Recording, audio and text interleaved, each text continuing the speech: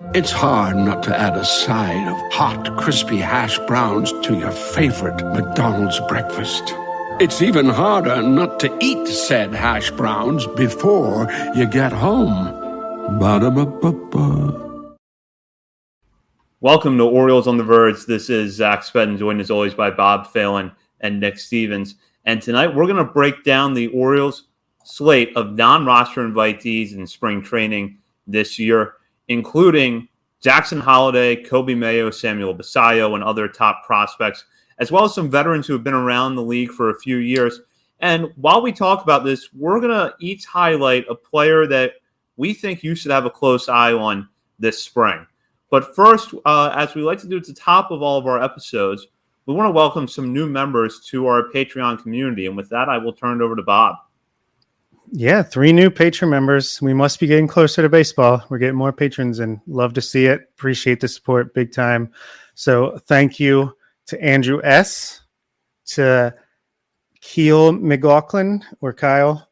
Sorry for the pronunciation, but thank you. And Andrew Roble, who is an old buddy of mine. We've been talking Orioles baseball for 20 years, back on AIM when that was a thing, and on Orioles Hangout message boards before that became toxic. So thank you for your support as well, and go O's. And before we get into our non-roster invitees, just have to mention we had Anthony Villa, the Orioles director of player development, on our last episode. If you've not had a chance to listen to that yet, you should go back and listen to it after this episode. It just dropped earlier this week. Nick, I'll start with you. What were some of your takeaways from that interview? I love the way, again, he just highlighted the continuity in the system. I know it's something we've highlighted in the past. It's been really fun to just watch not just the players get promoted very quickly and make an impact at the big league level, but we're seeing coaches, we're seeing instructors. You know, we didn't really touch on the major league coaches with him, but we're going to see Mitch Plasmeyer in the major leagues this year on the pitching side of things. Like Anthony Villa himself was a hitting instructor working with all levels of the minor leagues, and now he's director of player development. So it's front office as well. This organization really just they identify the right people and they put them on the right track, and guys are really, and women are really excelling in this organization. And it's just a lot of fun to see. And it's fun to see him genuinely excited about some of the younger prospects as well. It's going to make for a fun year in Birdland, I think, from all the way down to the brand new Dominican Academy, all the way up to hopefully the major leagues and a World Series victory. The train doesn't stop. Player development doesn't stop. That elite talent pipeline is not going to stop flowing. Yeah, I mean, we already knew this, but it's just nice to confirm that the Orioles are in good hands as these guys who we've, like Matt Blood and company, they get promoted. Their replacements were in capable hands. Like they're doing it right. They're hiring guys who are smart, very capable, and care about what's going on and love it just as much as we all do. So yeah, it was a great interview. A great dude, and just very excited for this season and every season moving forward. Honestly, this looks like an elite talent pipeline that has no end in sight, and couldn't be happier.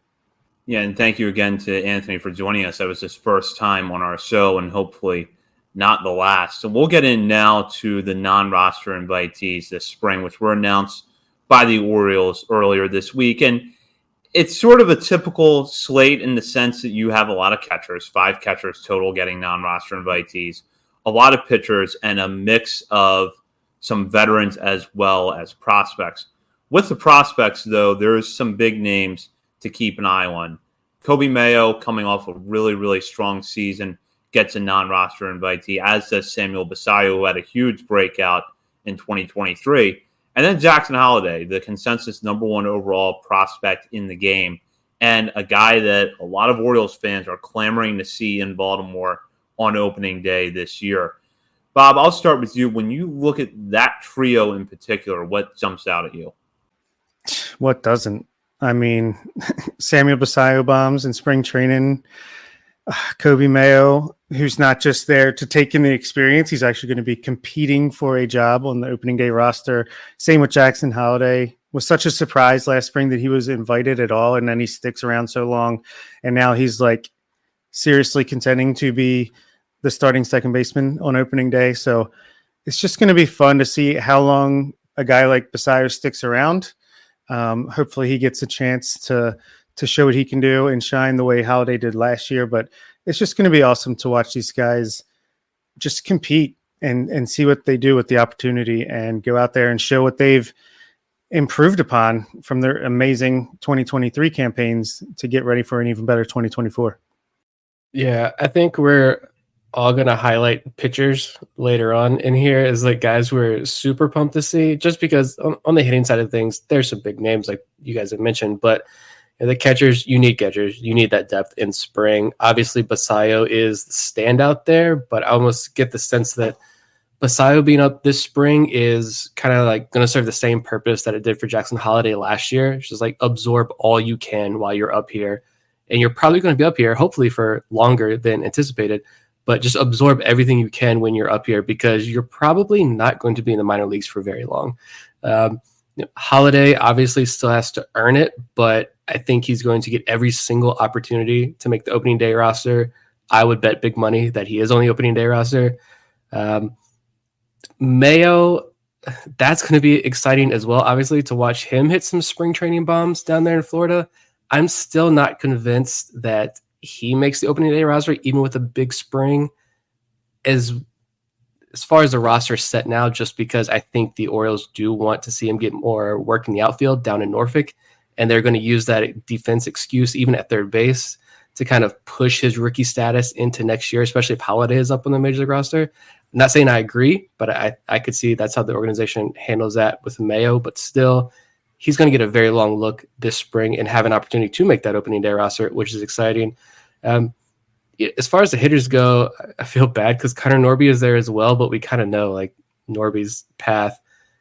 There's a name that's not there though that I'm intrigued by, and I don't think he was there last year either. He doesn't get protected in the Rule 5 draft, doesn't get selected. He wasn't an invite last year. He's not an invitee this year. Hudson Haskin still nowhere to be found. That's an intriguing one to me as well. The guy who's not there. Yeah, I mean, I think it makes a little bit of sense. Look, there was really no outfielders invited just because it's so crowded, and Daniel Johnson is the only guy that gets the invite in the outfield. But yeah, Hudson Haskin, he's got to be thinking, what's a guy got to do to get some love around here? But maybe stay healthy for one. But that's besides the point. If I could respectfully disagree with your Kobe Mayo take, I actually think he's going to have a legitimate, real chance.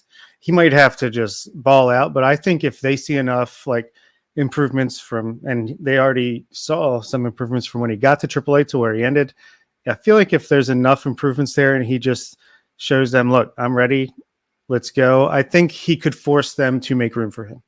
I'm not saying that's like the most likely scenario, but I do think that is a possibility.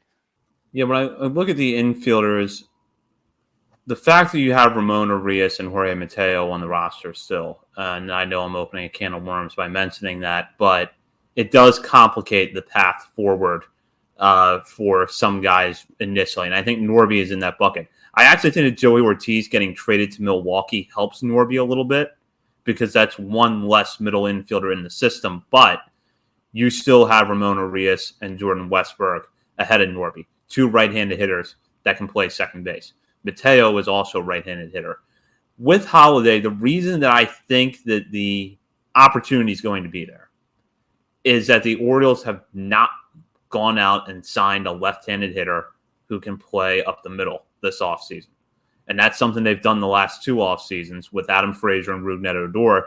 This offseason, they haven't done it. And I don't think it's because they think that there's some strategy behind not having left-handed hitters in here. I think it's just that their thought process is that maybe Jackson Holiday is the guy who can fill that role. And if he can't fill it right away, then they wait and see how quickly he can do it. So I do think he's going to get every opportunity in spring training. I do want to get your guys' thoughts on this, though, because it's something that a lot of our listeners bring up, which is he still kind of hits the ball on the ground a little more than what I think you would like to see. What does he have to do offensively in camp to make it? Is it hit the ball consistently hard in the air, even if the results aren't there, or is it just go in and out hit everyone, get on base no matter how you do it?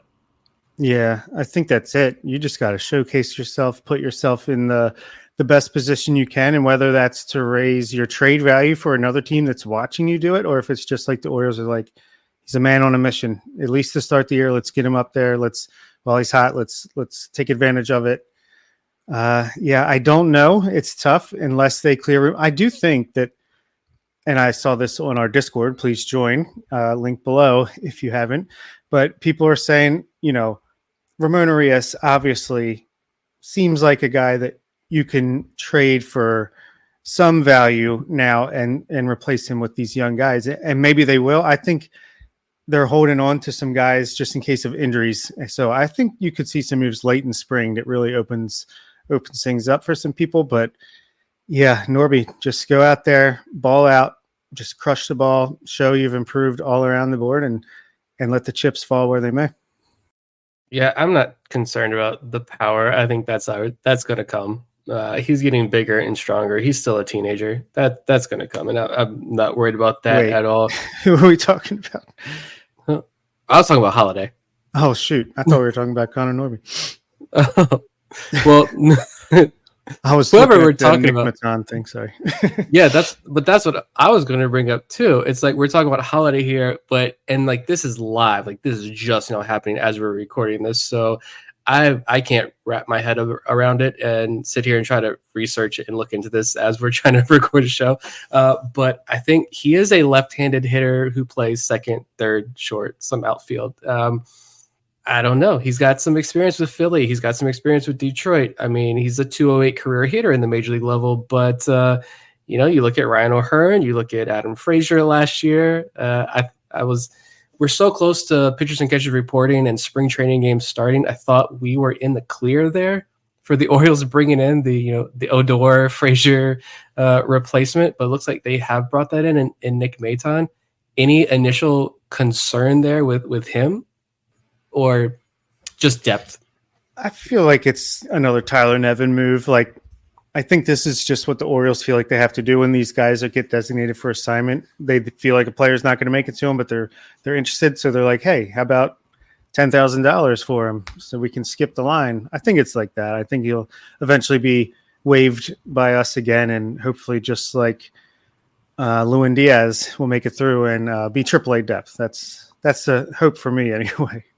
My initial reaction, because it does look like, and I don't think this has been confirmed yet, and mind you, we're recording this on Wednesday night right after the move happened. It looks like he's getting a 40-man roster spot, which to me kind of indicates that maybe this is an insurance policy in case Holiday doesn't play well in camp. I don't think that he's going to block Holiday by any means, because I think we know that the upside with Jackson Holiday making the opening day roster is higher than it is with Nick Maton for a variety of reasons. But if Holiday doesn't work out and you've got that roster spot to fill, Maton is a logical guy to fill that with. Now, if Holiday does go in and have a big camp and gets the spot, then like Bob said, hopefully you're able to sneak Maton through waivers and he goes to AAA and he's depth for you, because as we saw last year, there is a lot of benefit in having those kind of players get everyday opportunities in Norfolk. You're going to play better. You're going to have a better team on the field. You're going to be able to ease in your younger players more. So Daniel Johnson, going back to non-roster invitees, is another guy who fits that mold. He's not going to make the opening day roster, but he'll make Norfolk's roster, and he'll make Norfolk's roster better.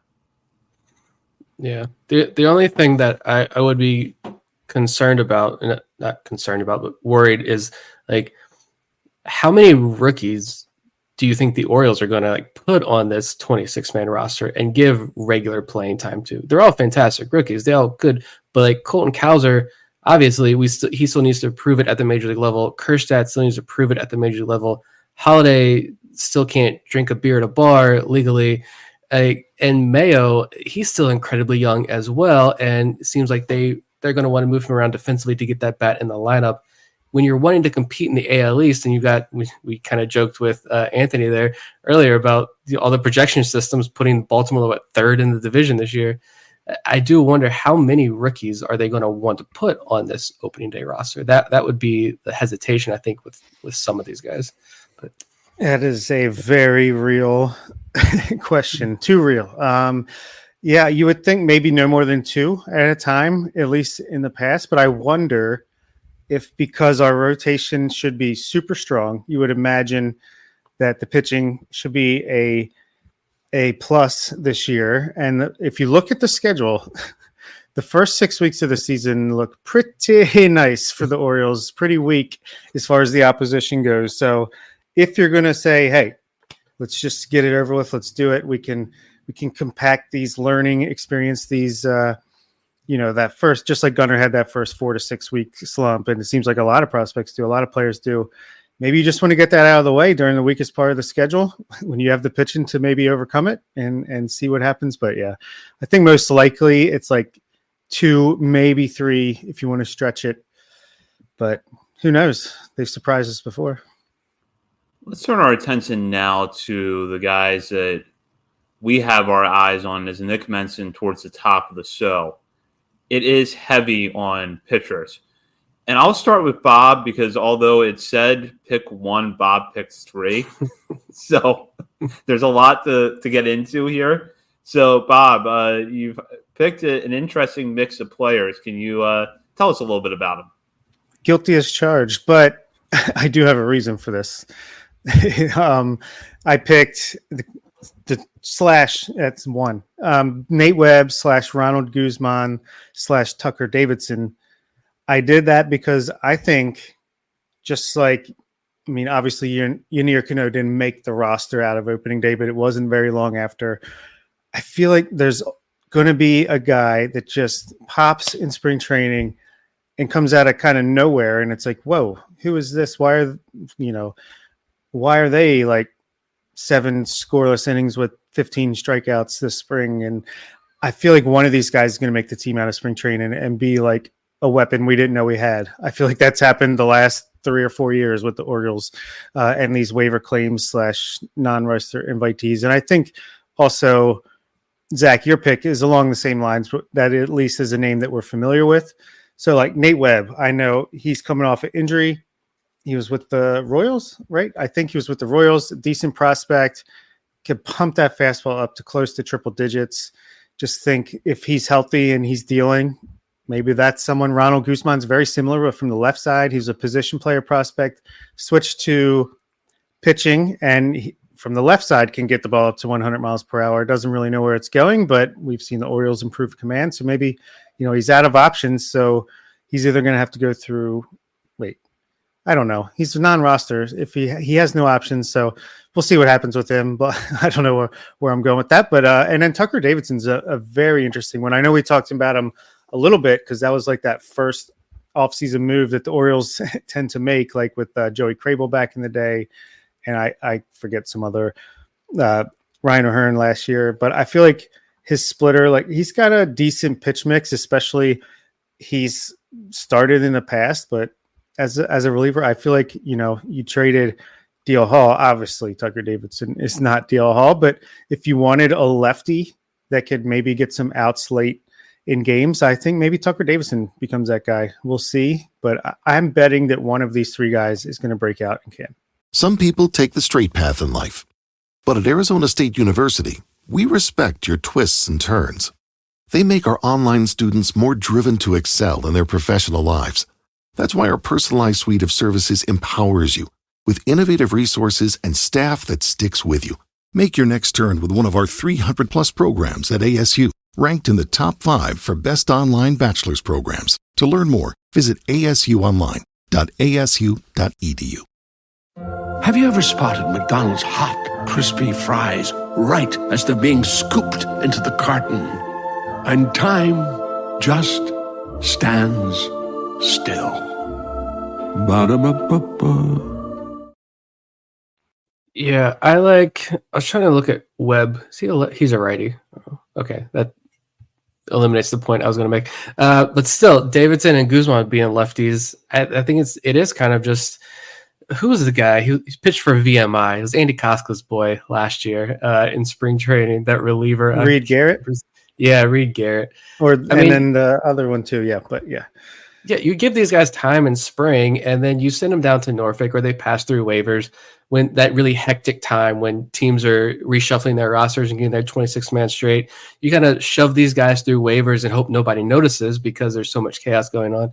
You send them down to Norfolk, and then you bring them up, and they come, and if they show you something good in AAA or in the big leagues this spring, you bring them up for a week or two if there's an injury or you need some innings when arms are getting tired in the bullpen, and maybe like that's their only appearance, and then you try to DFA them again to get them off the roster, but they get claimed and they move on. Like it's going to happen to 3, 4, 5 guys this year.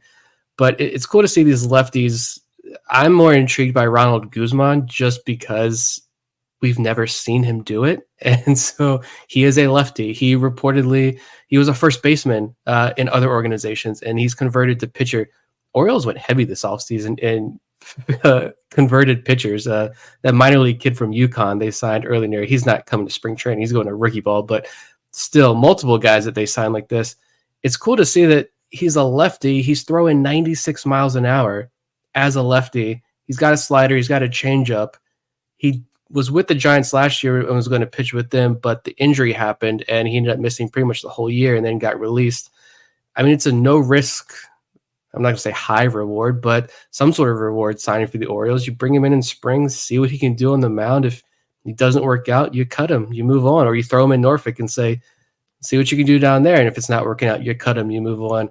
Guys like that, it's fun to see who among these Flyers maybe sticks out and gives us some valuable innings at some point this year in the bullpen when we need that extra help.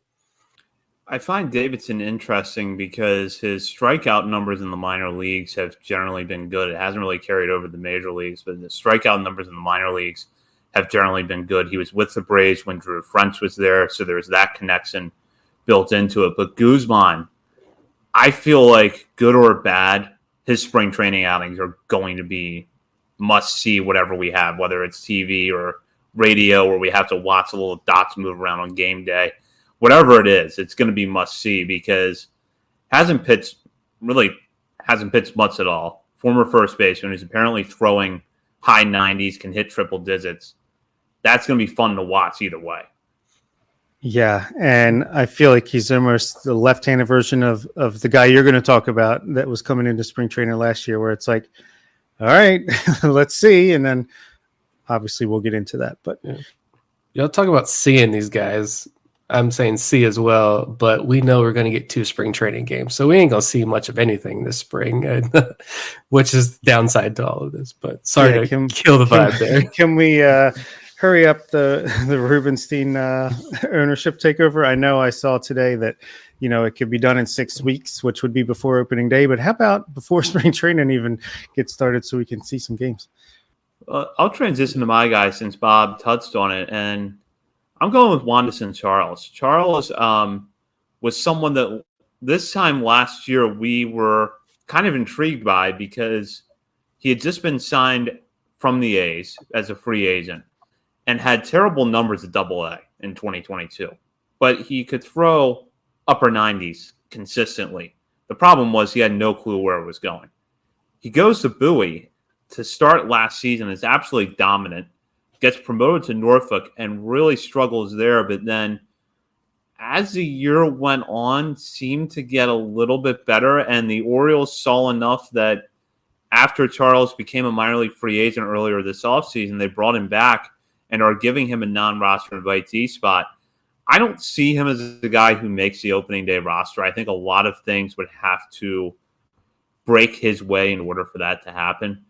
But just as someone who could go back to Norfolk and be a good depth option that you're going to need in a bullpen, because no matter how good you think your bullpen is coming to into the season, there's going to be a spot that opens up you don't expect. Charles last year, between the two levels, 45 and a third innings pitched, struck out 66 batters, walked 33, which is still pretty high, and his walks at Norfolk were high. But we've seen the Orioles do this before with guys who can throw hard but have command issues. Felix Bautista is the perfect test example of that. But we've seen the Orioles do this before, and Charles, I think it's conceivable that he could get a roster spot at the major league level in June maybe and never look back. especially if the Orioles are able to ease him in where he's not pitching in high leverage situations right away, because he's got the stuff to do it. He's got the stuff to be a shutdown reliever. It's just that in the course of his career, which has had a few disruptions, he hasn't really been able to put the command together. But if he does, look out. Yeah, what a roller coaster our journey with Wanderson, because when he was signed as a minor league free agent last year, coming into spring, it was like, who's this guy that had like a 9.6 ERA in AA that walked more batters than innings pitched? And then we started dreaming on him after we saw what he could do. We saw video of him. We just saw the stuff. And then he elects free agency, and it's like, oh man, I really wanted to see what the Orioles could do to continue working with him. And then I was so pumped when I think it was reported that they signed him back to a minor league deal and got him back. So very excited to see what he can do. Yeah, hopefully he just can continue to learn with the Orioles pitching development. He'll at least have Chris Holt to work with now. That could help. The roving instructor that's no longer the pitching coach for the Orioles. Yeah, I think he will start at AAA Norfolk. But like you said, he could be this year's Yunier Cano, where there's like, and there's an injury or a guy who has an option, even though there's not many, that's struggling, that goes down to AAA. And let's give Ronison Charles a chance. And then he like strikes out the side to save the game like Cano did, whatever his dramatic entrance into the majors was last year. And then, like you said, he never looks back. And then he's just continues to grow his role in the major league bullpen. So he could flame out, no problem, in 2024, and we never hear from him again. But he could also be a guy that's like, all right, now this is a guy who's going to be in the Orioles bullpen for the foreseeable future. Yeah, I mean, there's clearly no denying that the Orioles unlocked something with Charles, because looking at his numbers again, Bob was very lenient on the ERA there. It was an 11.43 ERA. And imagine saying this guy's got an ERA of 9 and you're being way off. That's how bad it was for Charles. 11.43 ERA. I know we've ran these numbers a billion times on this show, but they're mind-boggling. A 350 average against and a 2.57 whip in AA when he was with Oakland. But when he came over to Bowie, he had a 2.35 ERA, a 127 average against, and a 0.78 whip. Goes up to Norfolk, and I'm doing quick math here, so fact check me. He struck out about 30% of hitters in Norfolk. Fangraphs told me that. You don't have to fact check that one. But a 30% strikeout rate in Norfolk. The walks did spike again. I do think you can attribute some of that to the ABS system, the automatic ball strike system. I'm not going to put all the blame there, but we've talked about that with guys like Ryan Watson, some others. I do think that's a factor with guys. But 53% of the runs he allowed in Norfolk came in just 3 outings. And he made 28 appearances for Norfolk. So he had 13 outings that went at least an inning where he did not allow a run. So yeah, the walks still an issue, but I think he was pretty good when he was with Norfolk. I don't know if he's going to be the savior if like Craig Kimbrell starts faltering, but I do think he's a really fun option to have in AAA. And clearly, like you guys have mentioned, the Orioles liked what he was able to do last year because they re-signed him to a minor league deal this year. If they didn't like him, they could have just let him walk and find someone else to fill that AAA depth role. There are like 200 people they could have signed to fill that role, but they brought Charles back. So good. I'm excited to see him in spring, see what he can do. So with that, we'll go to the next guy, who's someone we've talked about a lot on this show, but I think we need to start talking about him a little bit more because it's starting to look like in a not-too-distant future, maybe he's an option for this Major League pitching staff. Yeah, one of my favorite guys in the system, to be honest. I want to see what Justin Armbruster can do. I think he's out to prove a lot of people wrong. I don't remember if he told this story live when he was on our show. Was that last year? Or if it was we were just talking with him off air, but it was his brother who is also a pitcher. And he pitches for Arizona State, or at least he did. He might have graduated by now. But he saw our tweet poking fun at Keith Law. Don't say his name too many times, he'll hear us. But calling Armbruster just an org guy after watching him for like 5 pitches. And now that's like a family thing, like a family joke. It's like they all tweet like hashtag JAOG. And I could never figure out what that meant. I'm like, okay, is this like their agency or something? I don't know. These minor league agents got some weird things going on. But no, it's just an org guy. And I'm like, why did that never click with me? I love it. I love that it's a family thing now as well. But like, on the mound, he's got good spin on his fastball, near elite induced vertical break. So you're talking about the hoppy fastball that's very effective up in the zone. He gets good swing and miss, good chase rates. I mean, just looking at his fastball, it doesn't have the velo. I will say that. Like, it's 92, 93.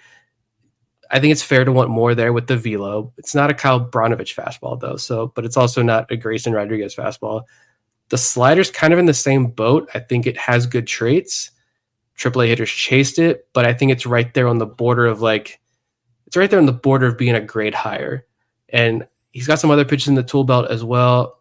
I don't think any of his tools are super loud, and I don't think he has a standout weapon, but I do think the fastball slider are good enough to help him in the major leagues, at least in a major league bullpen.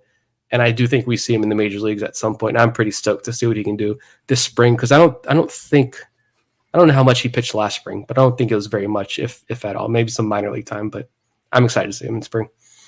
Yeah, I think this is a good pick. I think he's definitely underrated in the Orioles fandom. You know, I don't think any Orioles fans are calling him just an Or guy anymore, but I think some fans see his name and they're like, yeah, he's a solid option if all else fails. I don't know. Like, he was a workhorse down the stretch of that AAA season, going 6, 7, 8 innings. I think he could easily be Dean Kramer's replacement if, once he hits ARB and gets expensive. Well, if John Angelos was still around, he could be Dean Kramer's replacement as soon as he got expensive, just because I think he could be an innings eater in the back end of a major league rotation easily. I think, whether that's he gets traded because a team sees that value that he could provide like very soon, or if, like you said, that fastball slider combination could look really good in a bullpen and his velocity could play up a little bit. Yeah, I'm excited to see him get some starts in spring training and let him get a chance to go into AAA this year, fresh start, second time around, and just pitch for a shot in the majors. And I think he deserves it. He'll get it this year at some point or another. And excited to see Mr. Armbruster. I thought that it spoke volumes about Armbruster, the way that he was able to make that jump from AA to AAA last year, because we have talked ad nauseum by now about how tough that was for pitchers last year because of the automated ball strike system and a lot of the other things that were in play. The fact that when you look at the International League collectively, it was much more of a hitter's league last year than it has been in the past. Armbruster's walk numbers in that context, I think, were actually pretty good at Norfolk, and they were inflated a little bit by one outing in particular towards the end of the year against Memphis, 5 walks over 6 innings pitched. But overall, his command at Norfolk, I thought, was fairly sharp. He was striking guys out, and I agree with both of you that there's not one pitch in that arsenal that really jumps out at you, but collectively, he has a lot to work with. And I don't really think the conversation with Armbruster is just, is he a big leaguer? Can he stick on a big league roster? I think is he a starter down the line? And he hasn't shown anything yet to make me believe that that's not possible. So I'm really looking forward to seeing what he does this year. There are some years when he is Jeremy Guthrie and he's the Orioles ace. Like, I don't know. Like, I could see that in his future where he could be, perfect for a back end of a rotation. But if he's on a bad team, I feel like he's almost like a Bud Norris. I don't know. Just a guy that can go out there and give you those innings. Yeah, it might be like a low to mid 4s, maybe even high 4s ERA, but he's going to eat those innings up and he's going to be valuable and he'll be even better out of the bullpen if that's where he ends up. I mean, a 4.7 ERA in AAA last year, like Zach touched on there, that was league average, below league average even. I forget. I mentioned those numbers earlier. I pulled them up a couple weeks ago. I think that was below league average ERA. Zips kind of likes him. Too many S's there. 106 innings. Again, projections take them for what they are, especially for a rookie who has no major league experience, but 106 innings, 4.67 ERA, 0.8 F4. Like, yeah, if he gives us that this year, I think that's hopefully we don't need him to make 22 starts at the major league level this year. But I don't know. I think he does have the stuff to kind of survive there in the major leagues, and not just survive, but be effective as well. I do think he is a bit of a sleeper. But when you also have guys, you go back to that Norfolk rotation last year, and two other guys who are invited to Major League Spring Training, and Chase McDermott and Kate Povich, higher ceilings. I mean, John Muley put Armbruster at number 24 on Baseball America's recent top 30 update for this year. This is a legitimate starting pitching prospect as well. He's right up there with Povich and McDermott. Maybe McDermott and Povich have higher ceilings, but Armbruster's no slouch himself on the mound. Yeah, absolutely. I'm looking forward to seeing what he does this year. That does it for this week's episode of Orioles on the Verge. We will be back next week at a special night, as we will be on Tuesday and joined by Danielle Allentuck and Andy Koska of the Baltimore Banner. Andy, Danielle, and their colleagues over at the Banner have done some terrific work this offseason, and we're going to recap that while previewing spring training and the regular season for the Orioles. You won't want to miss that. In the meantime, check us out on social media. You can find us over at Facebook, Instagram, Threads, X, TikTok, and YouTube.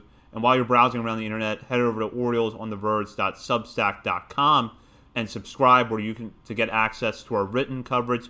You can also find us over at Patreon. For Bob Phelan and Nick Stevens, this is Zach Spedden. You've been listening to Orioles on the Verge, part of the Believe Podcast Network. Have you ever spotted McDonald's hot, crispy fries right as they're being scooped into the carton? And time just stands still. Ba-da-ba-ba-ba.